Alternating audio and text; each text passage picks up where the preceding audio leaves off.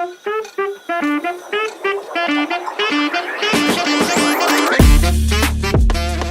Krishna, welcome to our channel, The Bay of Law. So recently I was reading a survey of 2024 Household Consumption Expenditure Survey, जिसे कि ministry of statistics and programme implementation कराता है। इस सर्वे से ये पता चलता है कौन से हाउस होल्ड प्रोडक्ट पे कितना पैसा लगा है। तो रूरल एरिया में लोगों ने अपना ज़्यादा पैसा सीरियल्स या वेजिटेबल्स को खरीदने में नहीं लगाया, उन्होंने अपना ज़्यादा पैसा प्रोसेस्ड फूड्स को खरीदने में लगाया है। हमें लगता था ये प्रॉब्लम, ये जो नया ट्रेंड है पैक्ड फूड का, टिन फूड का, जंक फूड का, वो अर्बन एरिया की प्रॉब्लम है, बट नो, रूरल एरिया में भी चीज़ बढ़ती जा रही है। तो इसके पीछे का रीज़न क्या है? रीज़न बहुत सारे हैं, लेकिन for sure one of the major reason is advertisement. और एक स्टडी ये बताती है कि आधे से ज़्यादा ये जो एडवर्टीजमेंट है वो छोटे बच्चों को टारगेट करते हैं। वर्ल्ड ओबेसिटी फेडरेशन ने तो यहाँ तक ये भी कहा है कि 2030 तक 27 मिलियन से ज़्यादा बच्चे will be suffering from obesity. इसी बात को ध्यान में रखते हुए सेंट्रल कंज्यूमर प्रोटेक्शन अथॉरिटी ने 2022 में गाइडलाइंस इशू किए। वो गाइडलाइंस ये थे कि किसी भी तरीके का प्रोग्राम जो कि बच्चों के लिए आ रहा है टीवी पे, उधर जंक फूड का एडवर्टीजमेंट ना किया जाए, या कोई चैनल जो कि छोटे बच्चों के लिए डेडिकेटेड है उधर जंक फूड का एडवर्टीजमेंट ना हो। नाउ द प्रॉब्लम इज़ कि उन्हें एडवर्टीजमेंट करने से तो नहीं रोका जा सकता, वो उनका राइट है। हाँ बिल्कुल, उन्हें एडवर्टीजमेंट करने से क्यों ही रोका जाएगा? आफ्टर ऑल देयर इंडस्ट्री, अगर वो एडवर्टाइज नहीं करेंगे तो उनका प्रोडक्ट कैसे बिकेगा? लेकिन एडवर्टीजमेंट सही से तो करो, जो गाइडलाइंस दिए गए उसे कॉम्प्लाई तो करो। पहली चीज़, इन्फॉर्मेशन के रिगार्डिंग गलत इन्फॉर्मेशन देते या फिर इन्फॉर्मेशन छुपाते हैं, दैट्स नॉट गुड। दूसरी चीज़, जो पैकेट्स होते हैं, अगर आप किसी भी पैकेट देखोगे, let's say for example tomato ketchup का मैं एग्जांपल देती हूँ, you see real tomatoes on it. In fact क्या लिखा रहता है? 100% रियल टमाटोज, लेकिन बैक साइड टर्न हो, it's totally opposite. Then second thing is safety से कोई लेना देना ही नहीं है। प्रोसेस्ड फूड में कितना ज़्यादा हाई अमाउंट में शुगर होता है, सॉल्ट होता है, अलग अलग तरीके के प्रिजर्वेटिव्स होते हैं जो कि ह्यूमन बॉडी के लिए बिल्कुल भी ठीक नहीं, स्पेशली बच्चों के लिए जिन्हें वो टारगेट करते हैं। लेकिन क्या कहीं पे भी ये मेंशन रहता है नॉट गुड फॉर हेल्थ, या फिर इससे ये डिसीज हो सकती है ना, कैन कॉज डायबिटीज़? क्या ऐसी कोई चीज़ मेंशन रहती है? क्या मसालों के डिब्बे पे मेंशन था कैन कॉज कैंसर? अगर सिगरेट के डब्बे पे, टबैको प्रोडक्ट्स पे अगर ये चीज़ मेंशन हो सकती है, तो अगर ऐसे प्रोसेस्ड फूड्स बन रहे हैं तो उन पे क्यों नहीं मेंशन है? अब इतना कुछ ये बवाल चल रहा है, तो इसको संभालने के लिए कोई है नहीं क्या? एक, दो, तीन, चार बॉडीज है इसे देखने के लिए। सबसे पहले फसाई, food safety standard of India. इसका बेसिकली नाम से ही पता चल रहा है इसका काम क्या होता है कि जो सेफ्टी स्टैंडर्ड्स रहते हैं किसी फूड को रिलेटेड, वो फसाई से देखता है। दूसरा, advertising standard council of India, जो कि एडवर्टीजमेंट को मॉनिटर करता है। Then we have ministry of consumer affairs, food and public distribution. Then central consumer protection authority, जो कि कंज्यूमर के राइट्स को प्रोटेक्ट करता है और किसी भी तरीके के मिसलीडिंग एडवर्टीजमेंट से बचाने की कोशिश करता है। तो चार बॉडीज काम कर रही हैं। चलो, एडवर्टीजमेंट तो हो रहा है, ठीक है, एडवर्टीजमेंट के इतना ज़्यादा इफेक्ट क्यों हो रहा है, लोग क्यों इसे मान रहे हैं? एक साइकोलॉजिकल इफेक्ट तो है, we can't deny this fact कि किस तरीके से विजुअल रिप्रेजेंटेशन हो रहा है, लेकिन उससे भी ज़्यादा इंपॉर्टेंट चीज़ आती है उसे एंडोर्स कौन कर रहा है।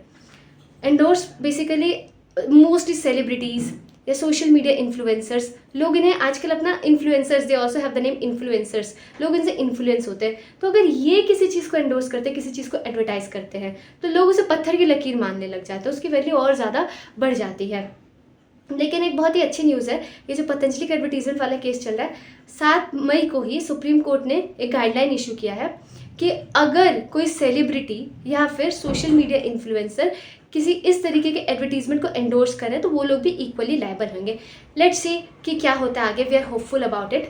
सिर्फ यही नहीं, advertising security council of India ने 2023 में नॉन कंप्लाइंट सेलिब्रिटी की जो लिस्ट निकाले, उस लिस्ट को, इट्स वेरी डिसहार्टनिंग, सबके favourite are topping that list. MS Dhoni, Virat Kohli, and there are many actor and actress following them, many celebrities following them, Bhuvan Bam, then Shraddha Kapoor, Ranveer Singh, there are many actor and actress. Now see the hypocrisy level, not commenting any one person, but one who is advertising about cold drinks, telling people to consume this much amount of chemical and sugar. Just look at their bodies. And like how they are advertising it, they are just advertising you to go for gambling. They are not even telling कि किस तरीके का risk है, क्या है। The same public जो उन्हें support कर रही है, they are just killing them. They are just giving them half information, misleading them. You should be very wise कि किसे आइडल चुनना है। अब ऐसा नहीं है कि जो अथॉरिटीज़ उन्हें किस तरह की मेजर लेने की कोशिश नहीं करी है, कोशिश और एक्चुअल में होना दोनों में फ़र्क होता है। लाइक 2022 में फसाई ने एक गाइडलाइन इशू किया था। उस गाइडलाइन में ये कहा था कि हम लोग हेल्थ स्टार रेटिंग करेंगे, मतलब जो प्रोडक्ट है हम उसके न्यूट्रिशनल वैल्यू के हिसाब से उसे रेटिंग देंगे, 0.5 से लेकर 5 तक रेटिंग देंगे। फिर ऐसा ही एक नॉर्मली ऐसा माना जाता है कि जो बच्चे होते हैं वो ये पैकेज्ड फूड जो होता है मोस्टली कहाँ पे खरीदते हैं, स्कूल जाते हैं, स्कूल से आते हुए, तो उनका जो कैंपस है उसके अराउंड कुछ स्पेसिफिक डिस्टेंस है, आई थिंक 50 मीटर्स के डिस्टेंस पे किसी भी तरीके का पैकेज फूड नहीं मिलना चाहिए। ये गाइडलाइंस थी, अब वो क्या फॉलो हो रहा है, क्या इम्प्लीमेंट हो रहा है वो नहीं पता है ना। उसके बाद बहुत अगर हम लोग वेस्टर्न कंट्री से देखें तो काफ़ी कुछ चीज़ें सीखने के लिए हैं। हम वेस्टर्न कंट्री से ये जंक फूड वाला कल्चर तो ले आए, लेकिन इसे टैकल कैसे करना है वो अभी तक नहीं लेके आ पाए हैं। देन इसके बहुत सारे सोल्यूशंस हो सकते हैं। सबसे पहला सोल्यूशन इज़ कि जो लेबलिंग है उसे प्रॉपर करने की ज़रूरत है, लेबलिंग को स्टैंडर्डाइज करने की ज़रूरत है। पहले भी मैंने इस बात का जिक्र किया है कि लेट्स से फॉर एग्जांपल जो शुगर है उसके इतने सारे नाम हैं, maple syrup, fruit juice concentrates, normal public को नहीं समझ आ पाएगा। कोई भी पैक्ड फूड है उसके जस्ट पीछे जितने भी आप लेबल्स लिखे रहते हैं ना, सिर्फ we are not a dietitian, मुझे खुद समझने में प्रॉब्लम होती है। जैसे मैंने स्टार्टिंग में एग्जाम्पल दिया रूरल पॉपुलेशन का, रूरल पॉपुलेशन छोड़ो, like we are living in urban area, है ना, we are having problem in understanding that, and to very honest मुझे खुद नहीं समझ आएगा, ठीक है। वो तो हम सर्च करेंगे कि अच्छा ऐसे ऐसे ऐसे करके, या हम अलग अलग इन्फ्लुएंसर्स को सुनते हैं तब हमें समझ आता है कि ओ इसके अंदर ये प्रॉब्लम है, but it's very difficult for us to understand. तो हम कैसे एक्सपेक्ट कर सकते हैं कि जिनके पास बेसिक एजुकेशन भी नहीं है, how they are going to understand this. तो सबसे पहले लेबलिंग को स्टैंडर्डाइज करने की ज़रूरत है। दूसरी चीज़ क्या है, वार्निंग देने की ज़रूरत है। जैसे सिगरेट के पैकेट पे रहता है, टबैको प्रोडक्ट्स पे रहता है कि इट में कॉज कैंसर, प्लीज़ इन पैकेज फूड पे भी वार्निंग दो कि if it is consumed in excess और if it is consumed there are chances of obesity, diabetes, whatever it is, जो भी प्रिजर्वेटिव यूज़ करें प्लीज़ डू मेंशन।